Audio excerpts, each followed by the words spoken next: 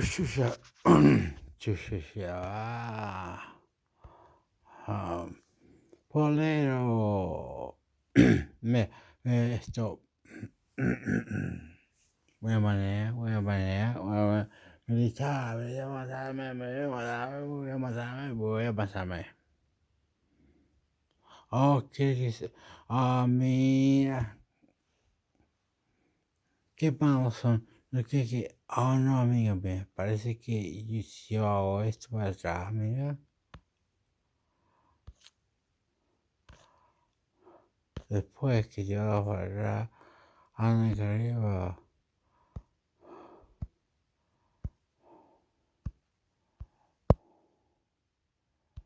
French inquiry into Pinochet Augusto Pinochet The Guardian.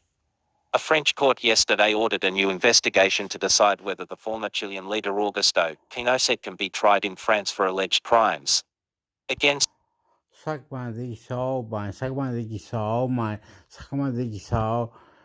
Israel. Against humanity. A previous investigating magistrate, appointed by the court, threw out complaints brought by the families of two Frenchmen, Henri Rupert and André Jarlin, who were killed in Chile. The court ruled that the two cases could be classified as crimes against humanity and Aborigine laws, Aborigine, love you, female. appointed a new magistrate, Herve Stechen, to investigate. But the court's move may be merely symbolic, as French law Please be different. Extraterrestrial, please. generally does not cover crimes against humanity dating Good manners, please. back more than 10 years. Talks delayed on Asian. Love you, good family. Clean food, please. Walt Disney has extended talks with Hong Kong authorities over building a theme park in the territory to the end of October. Anything. October. Undecided issues include how to prevent people looking in from outside the site. HIV cases for in Moscow. The virus that causes AIDS has fought in Moscow in recent months and may grow into an epidemic because the city lacks public awareness and disease prevention programs, medical officials warned yesterday. Up to 70% of all new cases in Russia were registered in Moscow. Spying charges hit Polish army. Polish military authorities have arrested a high-ranking army officer on suspicion of spying for the former Soviet Union. The Polish news agency PAP reported yesterday. The agency quoted a military spokesman as saying that the officer, whose name and rank were not given, had been arrested last Friday on suspicion of cooperating with the KGB. Polish authorities arrested two retired officers last month on similar charges. Noriega faces £3.30 in fine. Panama's former dictator Manuel Noriega and his wife were sentenced in their absence by a French court yesterday to 10 years in jail and were fined £3. Okay, I'm not doing this ever again. Just hug me. Say hug me. Hug me. Kisses. Balloons. Clowns. Yes. The best. Batman. The hero. 3.3 meters for laundering drug money. A warrant for their arrest was issued and their assets, including to Paris flats, were confiscated. Japan's record leap in suicides. Good manners. Filipino. Economic misery drove a record number of Japanese to kill themselves last year. Aleman. Australia.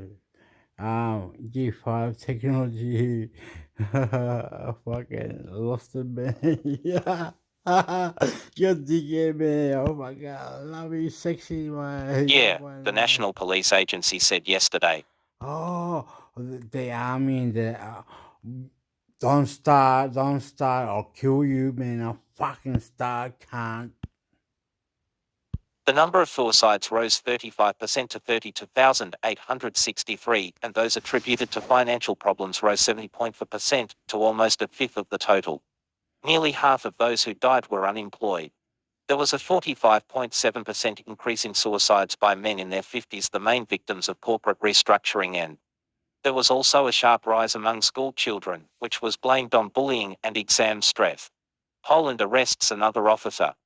Polish military authorities have arrested a high-ranking army officer on suspicion of spying for the former Soviet Union. the Polish news agency PAP reported yesterday. The agency quoted a military spokesman as saying that the officer, whose name and rank were not given, had been arrested last Friday. You can fucking fuck off, dickhead. Friday on suspicion of cooperating with the KGB. Polish authorities arrested two retired officers last month on similar charges.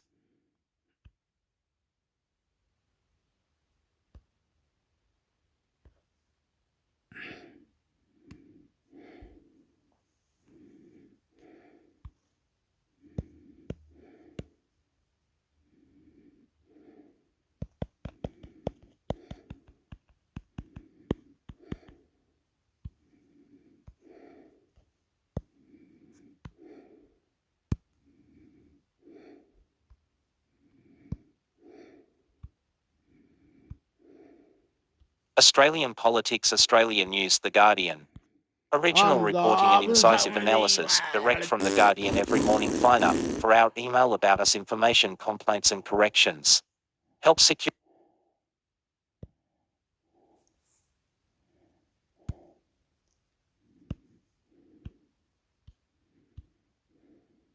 Foreign actors may have fanned right-wing extremism during covered to sway election, Liberal MP says Australian security and counter-terrorism. The Guardian. The Deputy Chair of Parliament's Intelligence Committee has suggested foreign state actors may have stoked anti-vaxxer and right-wing extremism sentiment in Australia during the COVID-19 pandemic in a bid to influence the outcome of the May federal election. I'm very mindful of the increase in the fanning of right-wing extremism in the lead-up to the last federal election, the Coalition MP Andrew Wallace told Guardian Australia. I don't have any evidence to support foreign actors were involved in that, but I'm concerned that is something that could have happened. As we know beyond a shadow of doubt, there's been involvement of foreign actors in other countries' election processes. It comes as the Home Affairs Minister, Claire O'Neill, says the Williamsburg shooting in Queensland will raise important policy questions for government and security agencies, voicing concern around the role of extremism and conspiracy theories in the killing of two police officers and a member of the public.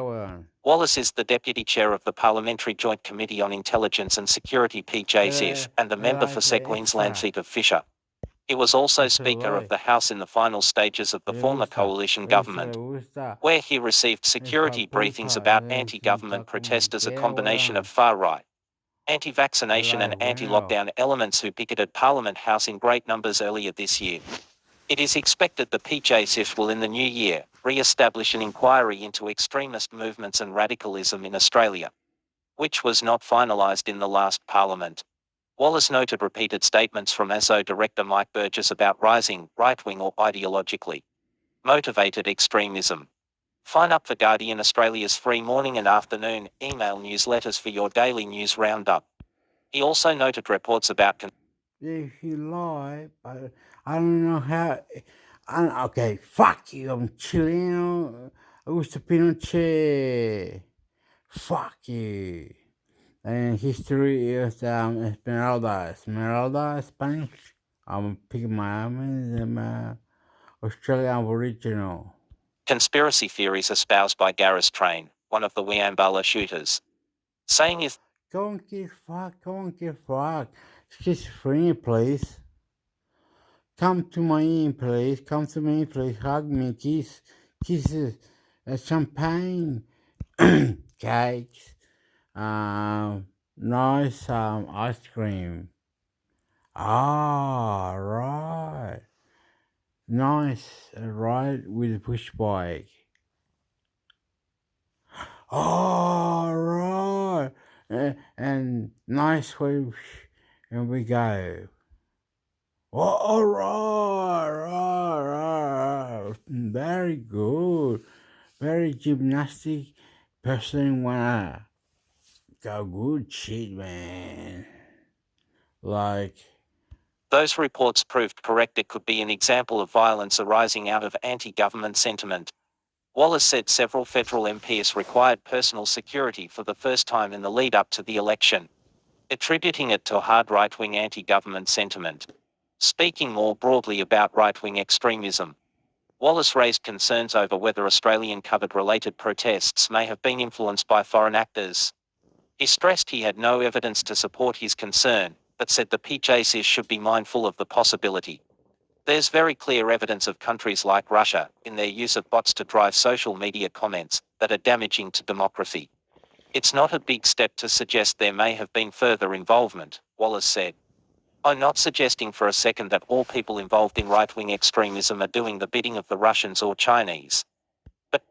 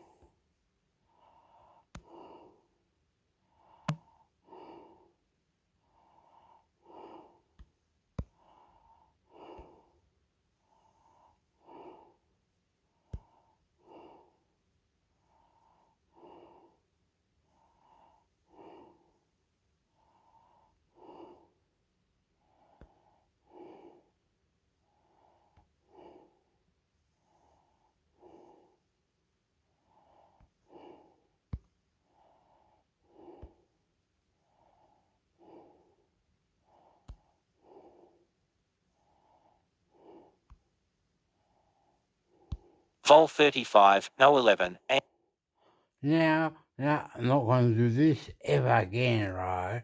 I'm a good Christian, Catholic, sucking my dick. No need to kill me, right? But this is what it read, right, mister? What's your name? I don't know. In the world, we're like this. You can come to me. I look after you. You can sit, talk, whatever. Explain, please, and be nice or something. Throw water in my face. I have the ocean, water in my face. When the lady threw water in my face, water in my face. Tea, cup of coffee. Please play, Hector. Oh, there. Before I go, the the um the money and the manners, space. anti-Semitism WSJ. The Wall Street Journal style book now calls for anti-Semitism, rather than anti-Semitism, to describe prejudice or discrimination against Jewish people. Similarly, anti-Semitic. The spellings, without a hyphen or the uppercase S, have been increasingly adopted. The term anti-Semitism, like many others dealing with race and What's it so hard to play? Oh, fuck you. ethnicity, has come under fire for its history. Advertisement scroll to continue. The Associated Press made the change to anti-Semitism last year. Anti-Semitism was a label popularized in 1879 by the German journalist Wilhelm Marr. Sexy ladies, families cooking, Chilean, all of Serbia, Manila, Sydney, Australia, Melbourne, camera. At editors, when they made the spelling change, noted that Marr opposed efforts to extend the full rights of German citizenship to Jews. He asserted that We have this in citizen paper,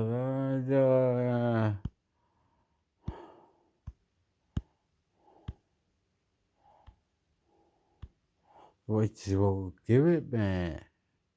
I'll give it. I'll pass it on sick, man.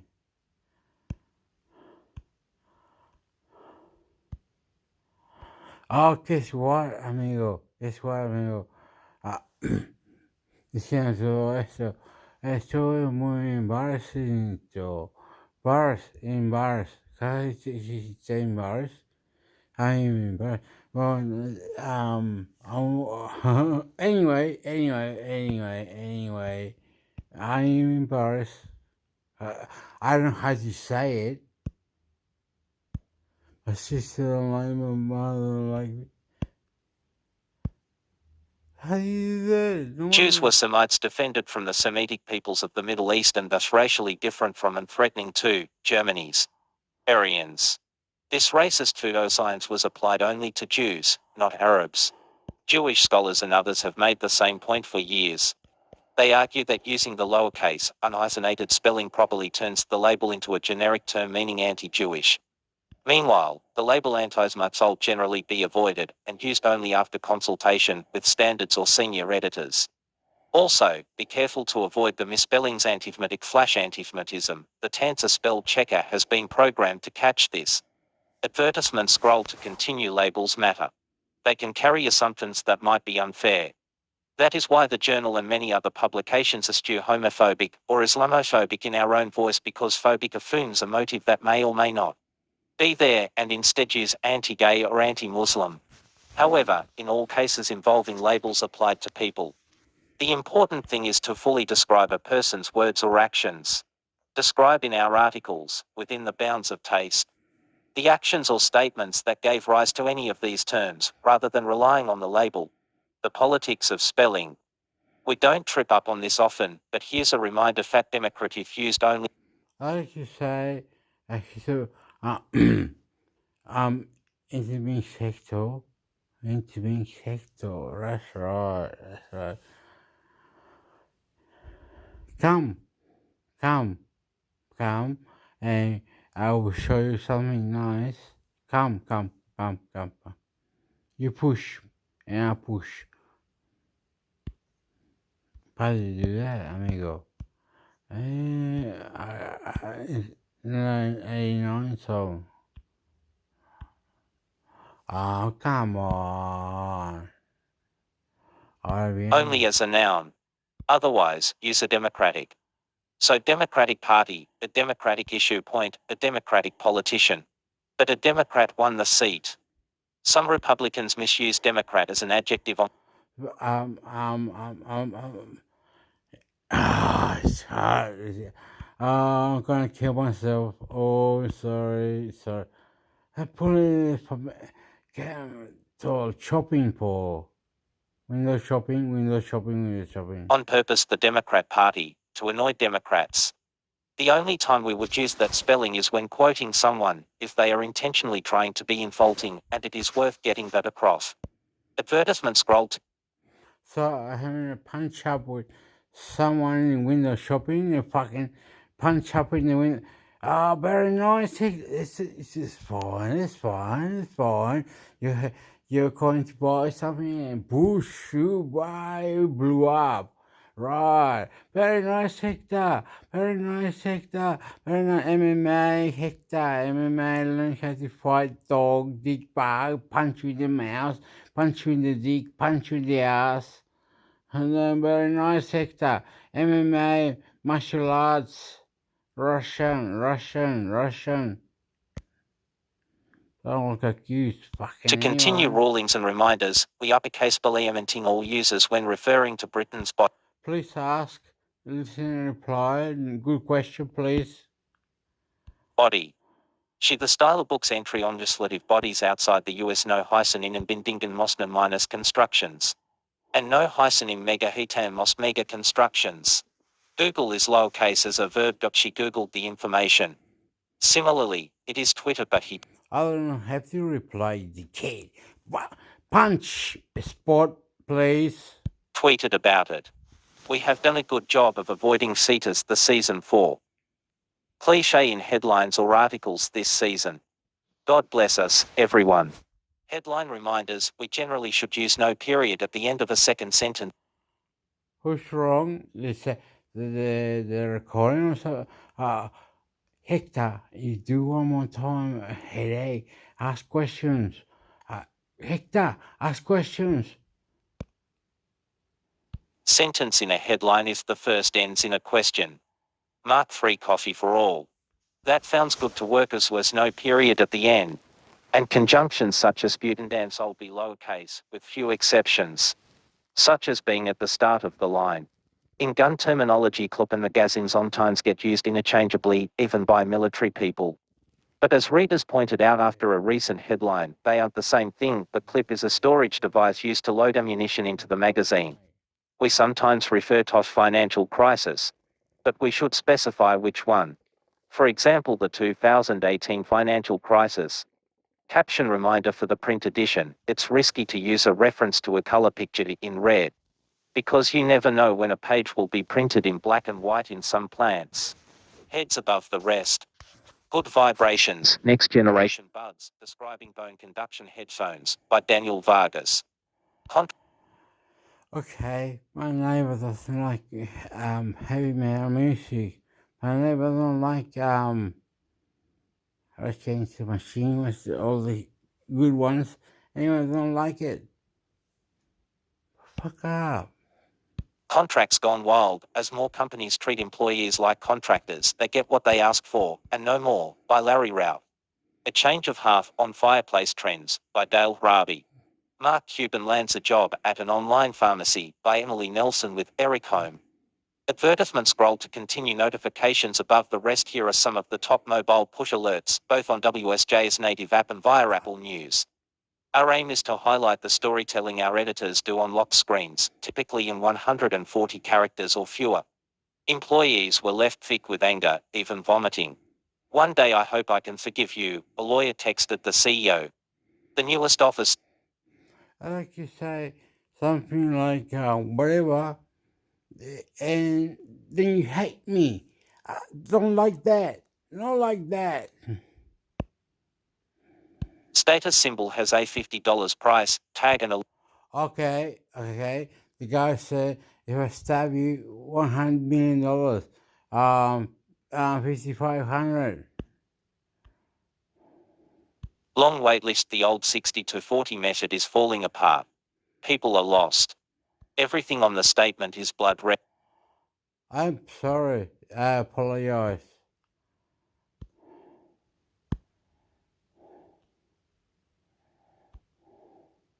Red. The hottest shoe right now is the dad sneaker. He thought his home might sell for Yeah. 30 million. You're very nice. Thank you. Yep, you're doing nicely. Yep. Million. 15 months later, it's the steal of the century. Quiz find the flubs. Me die. This guy. This is advertisement. I said, donkey, please. Advertisement scroll to continue, led by Sam Bankman-Fried until his resignation last week. FTX's bankruptcy petition was brought on by a liquidity crisis and questions about his leadership. It says the G20 leaders emphasized the four. Oh, you got it. Yeah. You cut it. You cut it. Stock market today, Dow's S&P 500 futures think on Fed's interest rate forecasts. Stock market today's S&P 500 futures decline on interest rate forecasts. The Wall Street Journal's full markets cover.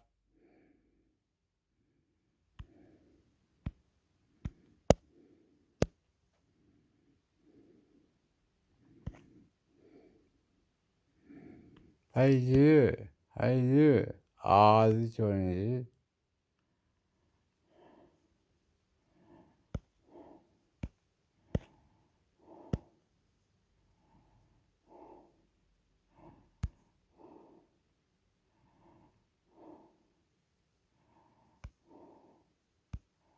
Oh, this one is important. Echo, PUE raise rates by 0.5 percentage. Okay, DK, why is this so important? Stop it. You freaking me out, man. I'm nice, please, and I don't want to be freaked out, please. What's this other one? No! Stop it! This is retro shit. So what's this way? Well, it's my. Point WSJ. Frankfurt. The central banks of the Eurozone, the UK and Switzerland increased interest rates by 0.5 percentage point following the Federal Reserve slowing. The pace of increases as inflation edges lower across advanced economies. Sabi The ko na, European Central Bank said in a statement we not Thursday it lying would to raise its you. key rate to Go 2% fuck from yeah. 1.5%, as expected, the highest level since 2009. In a hawkish twist, the EC said expected to raise rates Oh, significantly further, Ivan. because inflation Yeah. remains far too high and is projected to stay above the target for too long. The Right. bank also said it would reduce its multi-trillion dollar bond holding starting in March by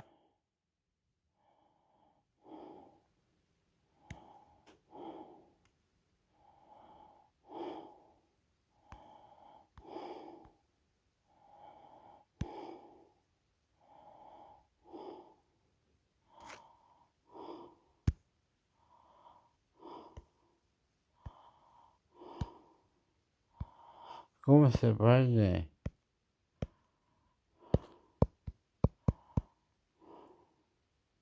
looks at backup plans on split amid higher costs, slower growth WSJ.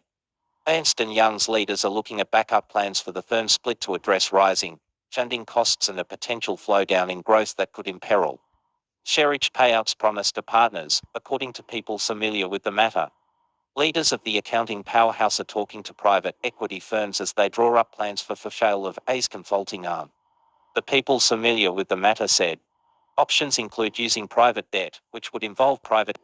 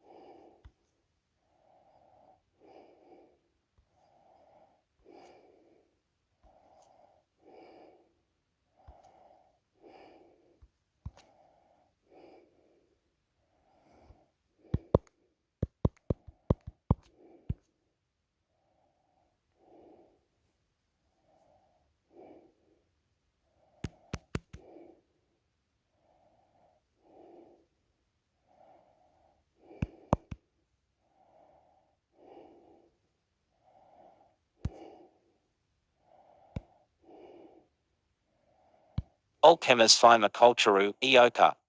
Olkemas Fima Culturu Tumduniata Oldagujabi Olkemas Dawanali Burkesim Visiona Giran Filmleri Yakandan Takipatma. Ein Kakin Samlaran Bu Filmleri Neden Takip Etikleri, Yadar Neden Islmek Isen Sime Gidikalerinin, Farkli Sebikleri Va. Aslan de Budaran Sadis Olkemas Barulan Burdaran Degel.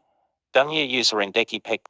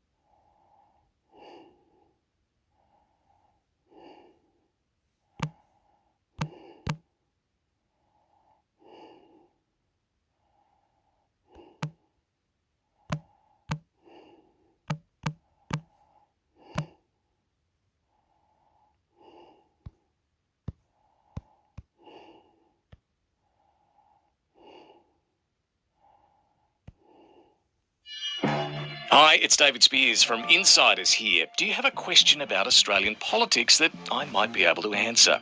Could be big or small, but either way, send it in. We'll tackle it on this Friday's episode of the Insiders Back to You podcast. Just search for Insiders Back to You on the ABC Listen app. Thanks.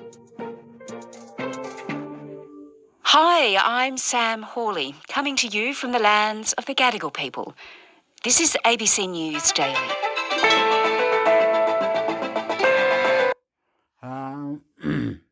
I say something, right? Eh, Don't curse me. I didn't cross to come, okay? Don't put me in a pressure that I'm gonna kill you. The snipe ya, please. You have good sport. You have good sport from Cook Island.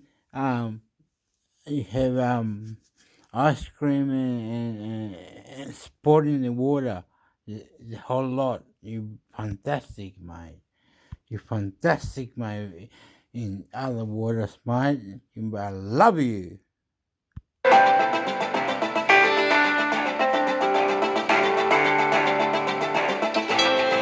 Please put it down, Hector. Stop it. Let this thing go, mate. You're a dickhead, Hector. Please. You don't suck dick, Hector. In Canada, they call it genocide. There, the widespread killings and disappearances of Indigenous women has been blamed on the state itself. But here, we don't even bother to keep data on the hundreds of Aboriginal women murdered or who go missing. Today, Indigenous Affairs Editor and Dja Dja Wurrung and Yorta Yorta woman Bridget Brennan on her Four Corners investigation into those who've been lost. And a warning, this episode contains the name and voice of a deceased Aboriginal woman with the permission of her family.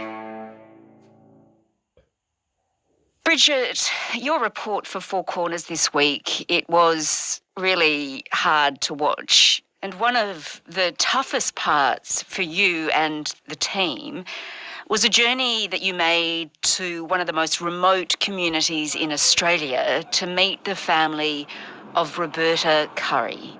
Yeah, well, we'd kind of gone there on a wing and a prayer. It's 8 hours south of Darwin or 15 hours kind of northwest of Alice Springs, close to the WA border. It's really tiny communities and outstations, and this little community, Amunbiji, is where this family was. Okay, you fucking dogs, fucking stupid people. You come from whatever, alright? You might come from Chile, but you're lucky. Because they're saying in 100 years, can say it now, in 100 years, say,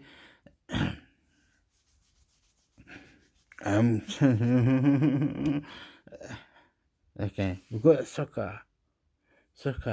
Who will win the soccer? Fucking dickhead.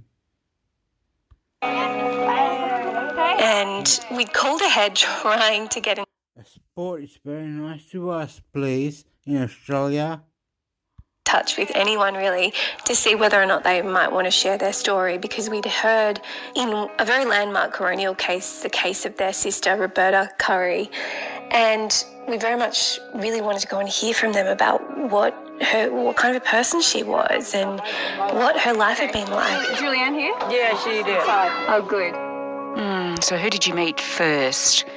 We met her older sister Julianne, and Julianne's very much the glue to the family. She said that she one day I might wanna be a model, and I wanna become millionaire, to make money for my family. And Roberta had two older sisters, and they were all very close, and she was the younger sister.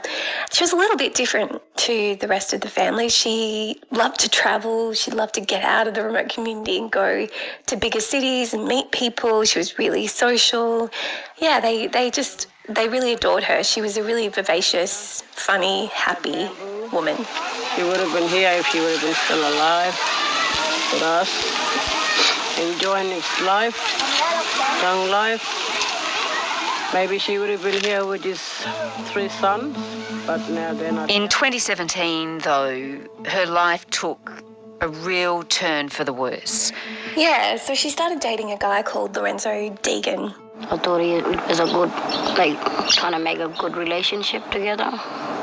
And we didn't know that this could happen. Yeah, things turned violent really quickly in that relationship, and he began to assault her. And in one case, he had assaulted her so badly. In this case, she was left on the ground. He'd kicked her and punched her until she was unconscious. In that case, he was convicted and fined, but literally days after he gets out of prison, he starts sending her some really threatening, menacing text messages. And he starts messaging a range of people who might know where she is. So he really begins to track her down immediately. Even though Laurent was asking me, and I said to him, I don't know where. Like, I didn't want to tell him. So Deegan, he's out of jail and he's back looking for Roberta. What happens next? So he does find Roberta and he kidnaps her, takes her in a car, assaults her numerous times and drives 3 hours south to Catherine. And ultimately she says to her older sister, I don't want to be with this man. He's a really violent man and I want to get away from him. But he really tracks her down all across town over a number of days. He assaults her in broad daylight at one point, again kicking her and punching. Those people who are negative, right? I don't know how to be more nicer or something and be special.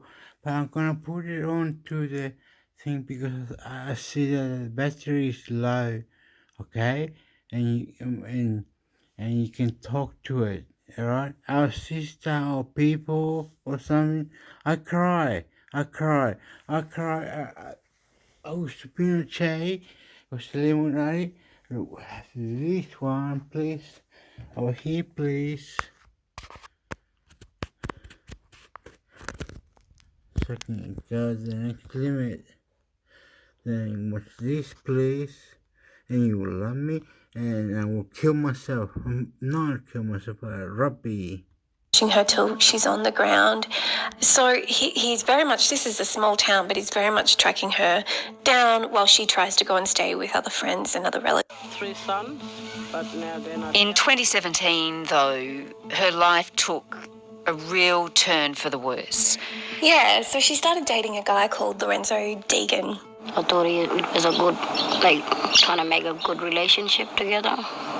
And we didn't know that this could happen. Yeah, things turned violent really quickly in that relationship and he began to assault her. And in one case, he had assaulted her so badly. In this case, she was left on the ground. He'd kicked her and punched her until she was unconscious. In that case, he was convicted and fined, but literally days after he gets out of prison, he starts sending her some really threatening, menacing text messages. And he starts messaging a range of people who might know where she is. So he really begins to track her down immediately. Even though Laurent was asking me, and I said to him, I don't know where. Like, I didn't want to tell him. So Deegan, he's out of jail and he's back looking for Roberta. What happens next? So he does find Roberta and he kidnaps her, takes her in a car, assaults her numerous times and drives 3 hours south to Catherine. And ultimately she says to her older sister, I don't want to be with this man. He's a really violent man and I want to get away from him. But he really tracks her down all across town over a number of days. He assaults her in broad daylight at one point, again kicking her and punching her till she's on the ground. So he's very much, this is a small town, but he's very much tracking her down while she tries to go and stay with other friends and other relatives. And she calls police eventually. Eventually she does. Oh, sorry. Yeah. I didn't know you were police. Well, I said police. We're here because Roberta called for us. That's the whole thing I've been saying the whole time we're here. The first time police arrive, she tells them I've been injured. She shows them her lip and says he did this to me. And she points to her lip and they kind of say, oh, all that. Lorenzo was drinking. That's terrible. And he done this to me. All that. So it sort of sounds like they're saying, is that all? Righto. Okay. Alright, where did he go? And she says, can't you guys track him? He's got an ankle bracelet on. You should know where he is. I've never heard of him before, to be honest. And she really asks them to go and look for him. So they do go for 10 minutes and go and look for him, and then they're called to another job that night. Gosh, and so this is all, this exchange between police and Roberta's friend, it's all captured on this police body cam. It is. And the second time she calls, they say, we don't think there's been another incident. No new incident has occurred, so they don't come the second time, but the third time they come back. And they get quite frustrated at the friend that she's staying with, and they say, stop calling us. If you don't want police to come round here, stop calling. We're going to go now. If you don't want us to come back, stop calling us. I'm not calling. Yeah, she is. And you can see in the back of the body cam that Roberta's in the house, and so she hears all of this being said to her. And she doesn't ever call again, Sam. She doesn't call again. What then happened to Roberta? Deegan found her again, and he takes her to his home, and at one point he punched her, which broke one of her ribs and then lacerated her spleen. So she died on the ground, 28 years old, in a bedroom on her own. And in the morning, her sisters find out what's happened. I just felt like I couldn't even breathe. And I had to tell my sister, Renee, I felt really like, I feel like my heart gonna stop. And the police officers, what happened to them? The police officers are still serving in the Northern Territory Police Force. They were subject to an internal police investigation, which was tendered at the Northern Territory Coronial Inquest, and it describes their conduct on that night that they were called out as negligent, inefficient, and careless. And both of those officers said they were facing stress in their lives at the time. They had encountered Roberta before, and they had observed that she had apparently made false allegations to police before. That was what they wrote in their responses. But they did admit failings and a deep sense of regret after that incident. It's just an utterly horrifying case. And it's just one, isn't it, of so many that you found out about through your investigation? It is, unfortunately. We found 315 cases just over the past 2 decades alone. And we know that's a massive underestimation, because that was just our own open source research through media files and missing persons reports, coronial files, applying for data, going to every single state and territory. And there is no standardised way of capturing this data. There's just no database. There's no way of knowing? No, there's no real way of knowing. There's no national agency tasked with continuing to really keep this data. And it took us a couple of months to piece together those cases, and we were staggered. I mean, that's hundreds of women. It's such a huge problem by the sound of it, Bridget. So what can be done and what is being done? Well, there are some really amazing collectives of women across the country who have been shouting out into the abyss trying to get attention to this problem. And one of them is a group of mostly grandmothers in Alice Springs who live in the town camps that surround Alice Springs and are inside Alice Springs. Good morning, everyone. And a lot of these women started to get really frustrated that they were seeing so many people they knew murdered and killed by current or former partners. There's been a lot of violence, and I've been trying to call police on domestics, but police take an hour or two to come to the place. It's also about the resources and the funding and everything that plays into it. They're telling us exactly what needs to be done, and the first step they're saying is Australia needs to notice and listen to us. To show the mob in Canberra that we are strong women and we want this domestic violence to stop. they actually said to us, we know this is a global problem, violence against women. I mean, in Canada, they've held years of hearings with different Aboriginal women and services to hear about why so many women have been disappeared or are now dead. And the missing and murdered phenomenon in Canada has been a huge movement towards change. I don't think it's perfect there either, but in Canada, this has been called a genocide. And so we are kind of a little bit behind here in Australia in actually grappling with this problem. They call it a genocide, I assume, because they blame the state, they blame the government, the country, Canada, for what's going on there. Well, colonisation, I think that report very much found that this has been a pattern over hundreds of years. And I think Aboriginal women don't just want to talk about what's happening to them in the last couple of years. They do very much want to talk about, from our experience in this investigation, they want to talk about all of that history, all of that context, because if you don't talk about that, you're really missing a big part of the story. Sounds like we need an inquiry here like they had in Canada. Is there any movement, Bridge, towards that? We haven't yet heard, Sam, whether the government thinks this needs a bigger investment and a longer investment of time to really properly investigate this. There is a Senate inquiry that's been set up for You're listening to Redefining Energy. Your co-hosts to the circular economy, which has been done in Europe for a long time, but the U.S. is just starting to talk about and understand the term circular economy.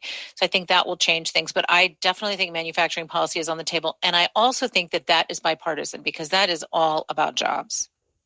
Let me disagree, because that's my job in the podcast. I just kind of disagree all the time. In Europe, we needed an industrial policy because 10 years ago, we realized that we were just sending $500 billion per year outside Europe to buy energy.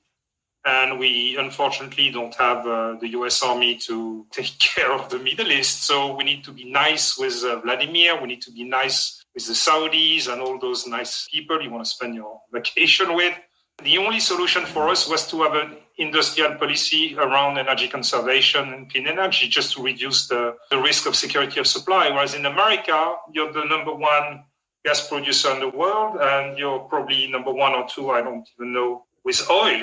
You don't have an anxiety around energy, so I don't see the need of an industrial policy around those topics. Yeah, so you're totally right. When the ban on crude oil exports from the U.S., which was a 50-year ban, when it was lifted at the end of 2015, it completely changed the global market. You're right. I mean, we are a huge exporter at this point, and then fracking made an enormous difference in natural gas exporting as well. But you saw what happened to the prices, and the stock of Exxon has fallen, through the floor. So I think you're going to start seeing a shift from thinking about fuel differently. And I'm hoping that a new administration will help us do that a little bit better and more intentionally than like you say, oh, señor, Dios, God. You're there. Taking on me. And my drugs. Please, be nice. Only thinking about energy exports as being Ask and reply and listen to reply. Fossil exports. Instead, let's think about manufacturing policy in the U.S. as being able to export to Europe when you need those technologies. You have the chance in America, you have two things. You have the cheapest financial market. So when a financial market goes in the right direction, Tesla can raise $5 billion on 2 tweets in 1 day. And that is unique in the world. And then you've got all those innovations, those Google, those Amazon, those Apple, all those platforms, they're all US. Plus they are very responsible in the way they're going to manage data center. So you have all those innovators. You have the best universities. I mean, how on earth do you need an industrial policy? The industrial policy is called Elon Musk. We just developed the best car. No, come to me and gives you win. Develop the best batteries. And just on a bit of US magic, the Chinese government, they just gave him the red carpet. The German government, they gave him the red carpet. They said, oh, please, in China, in Germany, can you just do the same? My stuff is, you don't need an industrial policy. Well, you have the best brains and you have the most money. Laurent, I would say, and Catherine would jump in, I would say they do. And the reason is because the wealth of the United States was built on the oil industry and the automobile industry in the 20th century. We're now in the 21st century, where the 21st century's wealth is going to be built on the electrification of the automobile and the materials and components that go into that. So if the United States doesn't embrace these changes, then they're going to have a competitive disadvantage going forward. That's what I would say. That's why you have to do it. I absolutely agree. We'll lose our competitive advantage. Also, we are in a really bad economic state right now, and it's going to get better anytime soon, thanks to the fact that the virus could have cared less whether we raised our champagne glasses on the 31st of December. That's really important to getting people back to work. And I think we have industries that have died, the coal industry being one of them. And there are just communities that have just been laid waste as a result because everything was organized around that one fuel source and that one industry. And we're going to have to get pretty creative about what solutions that we need for some of those. I mean, we have an opioid crisis in the U.S. that is like nowhere else in the world. We need to get those people back to work in some fashion. It can be in clean energy, certainly, but it could also be in any number of other things. It could be in agriculture. It could be in the arts and culture. It could be in a lot of different ways, but we need to come up with some of those solutions. Part of that is manufacturing policy. Part of that is social policy. And, how do we kind of change? And this will also bring people back together.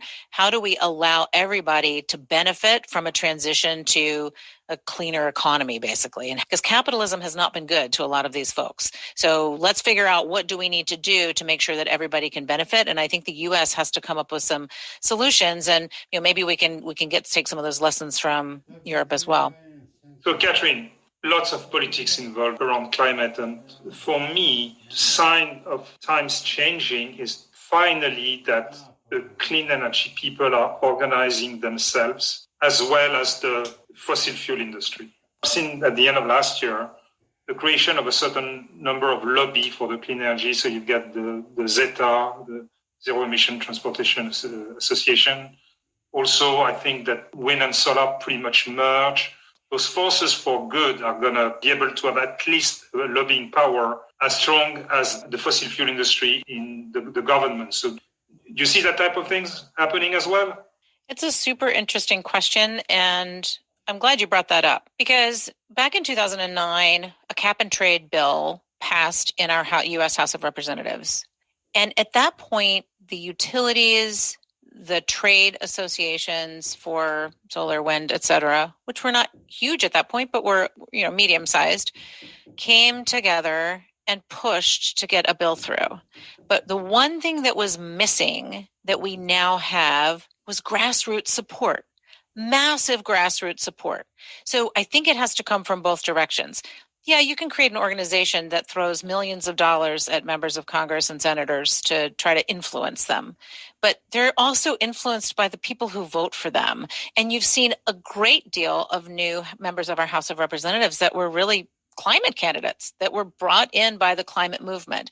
And that's because of a number of things. One is, Greta and all of these youth activists, but also just people having the climate crisis smack them in their face. They have storms, they have wildfires, they are seeing climate. It's no longer nebulous. It's no longer just a theory. It's something that impacts their every single day of their life.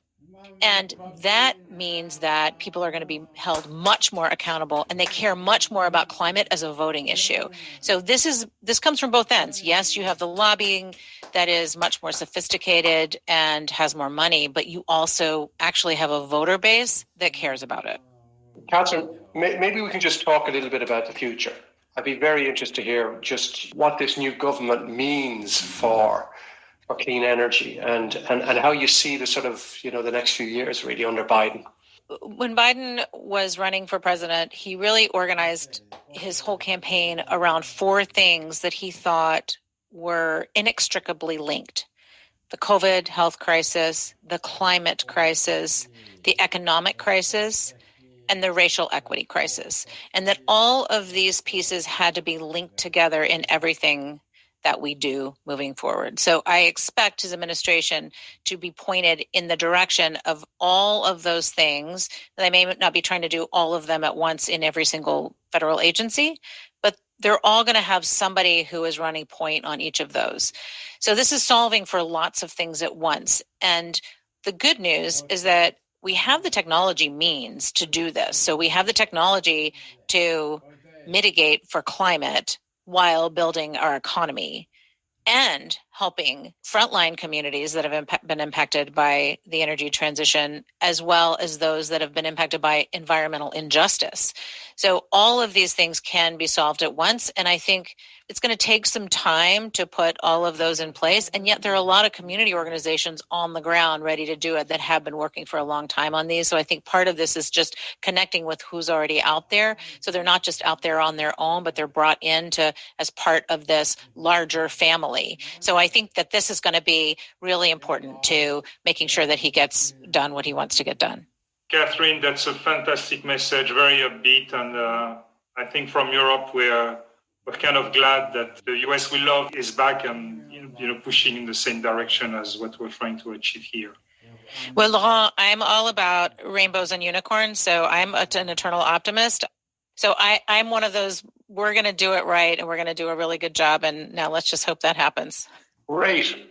Brilliant. But that's a great note to end. Thank you very much, Catherine. Thank you. Have a wonderful 2021. Happy New Year. Likewise. Gerard, it was really great to have Catherine on the show. And if you consider the number of positive things that the US have done despite Trump, I don't know if he was toothless or useless, but at the end of the day, they still manage in this very hostile political environment to achieve a lot. I can't imagine the number of great things they're going to do with the new administration. I think it's going to be unbelievable. I think you're dead right on that, because let's be clear, we're in a recession across most of the world. And just before Christmas, the stimulus package was passed in the US, which extends the tax credits for solar and wind for the next few years. And that means, wow, boom times. And congratulations, Laurent. Top voice of the year on Energy Central. I want to know how much you paid them. I want to say thank you for Manchester. And the second thing I will say is it's like giving an Emmy to Simon, but not Garfunkel. This is a joint exercise, so I'm happy to share that award with you, Gerard. Thank you very much, my friend. Thank you very much. Well, Gerard, 2021 is going to be the start of the roaring 20s. I'm sure the US will push in the same direction as everyone else does, and that makes me extremely hopeful for the year that just started. So I'm just telling you again, Happy New Year. Thanks again to Catherine for coming on the show. And Happy New Year to you as well. And to all our listeners. Thank you very, very much. And we're looking very much forward to 2021. Thank you for listening to Redefining Energy.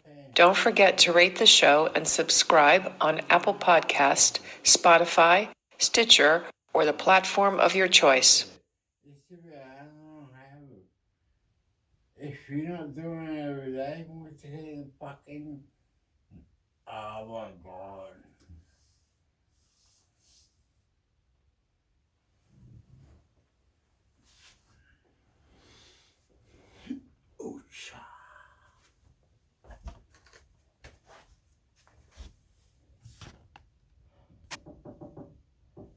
Okay, dogs. No, está loco.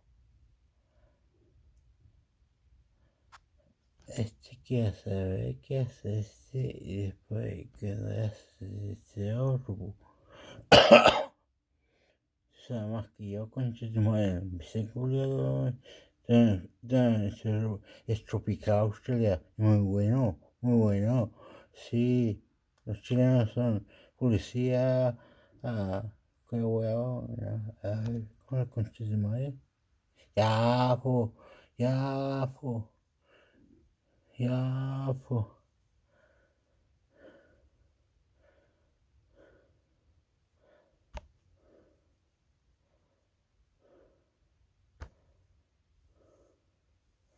Oh, claro, sí, sí, sí, muy bueno, chileno, muy gobierno, pero gobierno, es criminal, gobierno, este nivel de gobierno.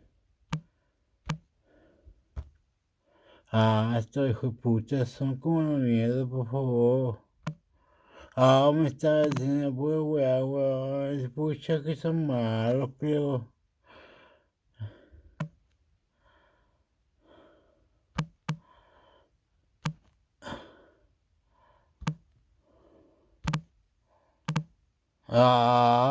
Mira que se...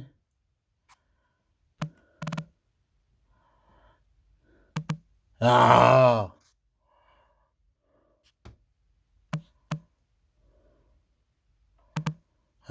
son pencas, weón. Go.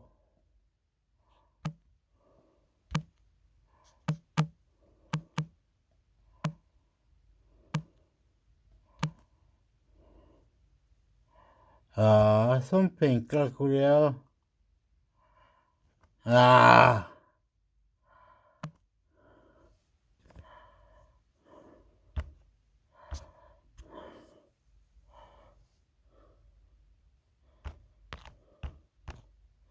Okay.